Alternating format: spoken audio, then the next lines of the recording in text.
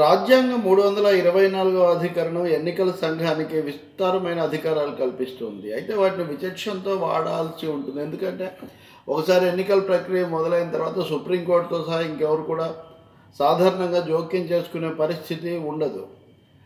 పార్టీల మధ్యలో కానీ, లేకపోతే ప్రభుత్వానికి ప్రజలకు మధ్యలో కానీ, లేకపోతే ఓటర్లకు సంబంధించి కానీ ఏదైనా వివాదాలు వస్తే ఎన్నికల సంఘానికి చెప్పాలి. కానీ ఎన్నికల సంఘమే వివాదాస్పదంగా తయారైతే ఏమవుతుంది? అలాంటి ఒక దురదృష్టకర పరిస్థితి ఇప్పుడు ఏర్పడింది.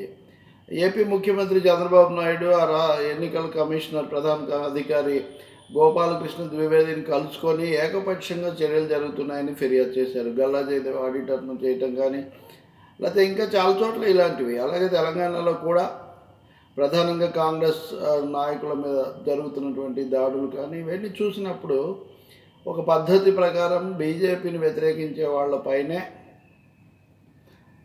ఐటీని కానీ ఈడీని కానీ ప్రయోగిస్తున్నారని చెప్పి తప్పకుండా సందేహం కలుగుతుంది. మధ్యప్రదేశ్ ముఖ్యమంత్రి మీద, తమిళనాడుకి వెళ్తే డిఎంకే నాయకుల మీద, ఇట్లా ఒకవైపునే వీళ్ళు చేయడం అనేది చివరికి ఇది ఎంతవరకు వచ్చిందంటే ఎన్నికల సంఘానికి కూడా సందేహం వచ్చి ఇన్కమ్ ట్యాక్స్ శాఖ వాళ్ళను ఈడీ వాళ్ళను పిలిపించి మీరు ఎందుకు చేస్తున్నారు మాకు చెప్పి చేయాలని ఏదో అడిగినట్టుగా మనం చూసాం. వాళ్ళేమో సమర్థించుకున్నారు తప్ప ఏమీ సవరించుకునే పరిస్థితి కనిపించట్లేదు. మాకు వచ్చిన సమాచారాన్ని బట్టి మేము వెళ్తున్నాం. సమాచారం ఒకవైపు నుంచి వస్తుందా? చాలా ఫిర్యాదులు ఉన్నాయి కదా. కాబట్టి ఈ పాక్షికత్వానికి ఎన్నికల సంఘం గురి కావటం అనేది చాలా ఆందోళనకరమైన విషయం. 325వ అధికరణము అర్హులైన ఏ ఓటర్ కూడా ఓటు వేయలేని పరిస్థితి రాకూడదని కూడా చెప్తుంది. కానీ వీళ్ళు లక్షల మందిని తొలగించటము, ఇష్టానుసారము నకిలీ పత్రాలు సృష్టించడం, ఇలాంటివి కూడా మనం తెలుగు రాష్ట్రాల్లో మనం చూసాం. వీటన్నిటి మీద కూడా ఎన్నికల సంఘం ఎందుకు కఠినంగా వ్యవహరించలేదు? ఇప్పుడు మటుకు దాడులు ఎందుకు చేస్తుంది? దాడులు తప్పకుండా చేయొచ్చు, ఎవరిదైనా ఆరోపణలకు గురైన వాళ్ళని గాలించవచ్చు, కానీ అది సమానంగా జరగాలి కదా. నిన్న నేను చెప్పాను, హైదరాబాద్లో 8 కోట్లు బీజేపీకి సంబంధించినవి అధికారికంగా పట్టుబడితే దాని మీద ఏం చర్యలు ఉన్నాయి, ఏం వివరణ ఉంది? ఏమీ లేదు.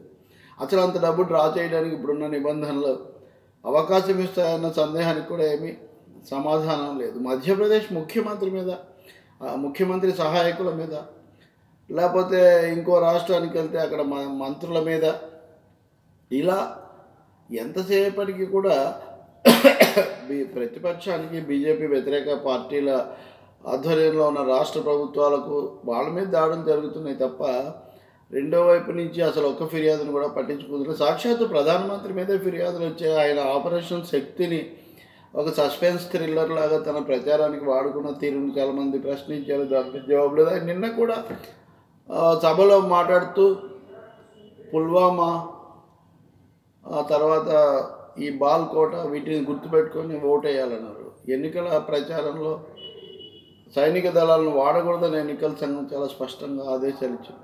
అయినా వాడే దాని మీద కూడా ఏం చర్య లేదు. అంటే ఈ విధంగా ఆయన కూడా అభ్యర్థి కదా.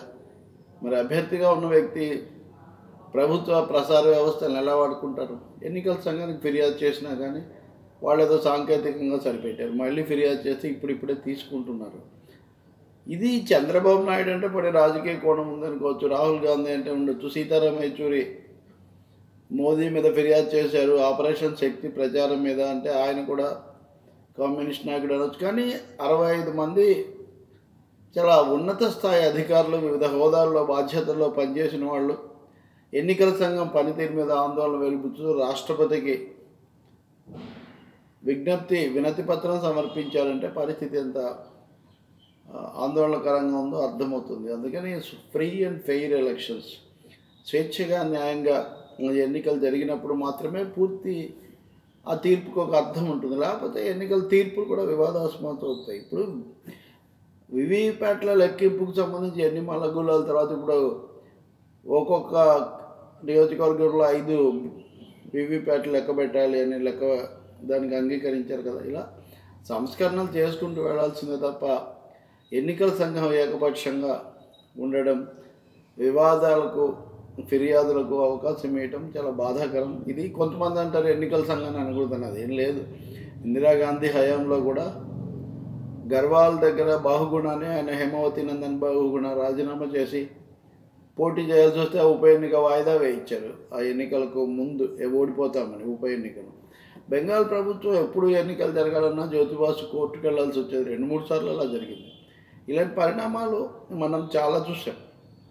తమిళనాడులో నోట్లు పట్టుబడితే అటువైపున అప్పుడు ఎన్నిక రద్దు చేశారు, ఇంకోసారి పట్టుబడితే లేదు. ఇప్పుడు హైదరాబాద్లో 8 కోట్లు పట్టుబడ్డాయి కదా, దాని మీద ఏం చర్య తీసుకున్నారో ఏమి ఇవ్వలేదు. కాబట్టి ఎన్నికల సంఘం ఈ ధోరణిని సవరించుకోవాల్సిన అవసరం ఉంది. ఇంకా మొదటి దశ కూడా